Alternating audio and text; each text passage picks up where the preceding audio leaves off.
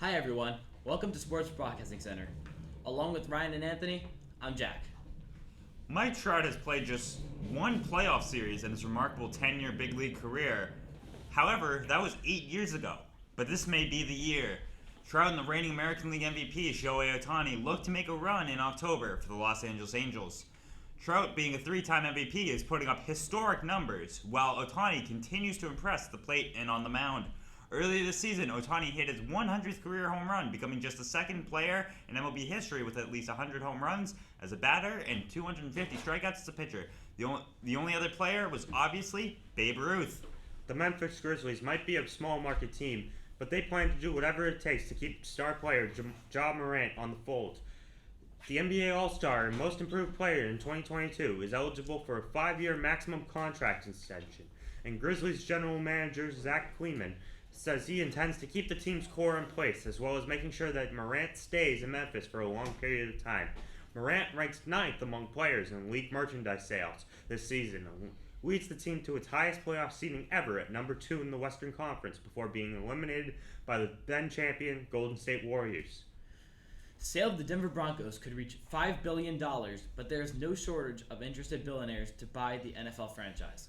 Team president Joe Ellis says the new owner's number one priority will be building a new $2 billion dome stadium, allowing the Broncos to host a Super Bowl for the first time.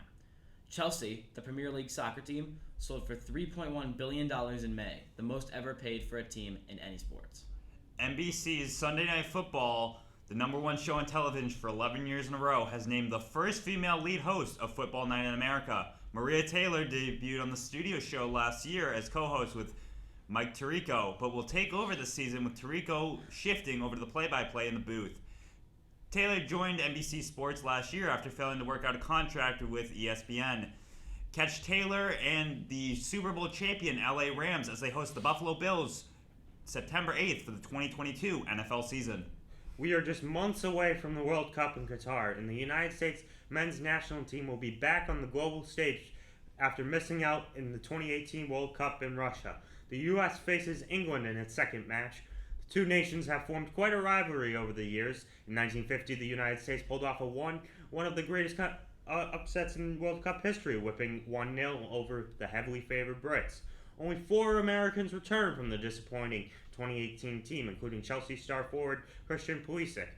This will be the 11th time the U.S. men's national team has qualified for the World Cup, with its best finish coming in 1930 when they made the semifinals.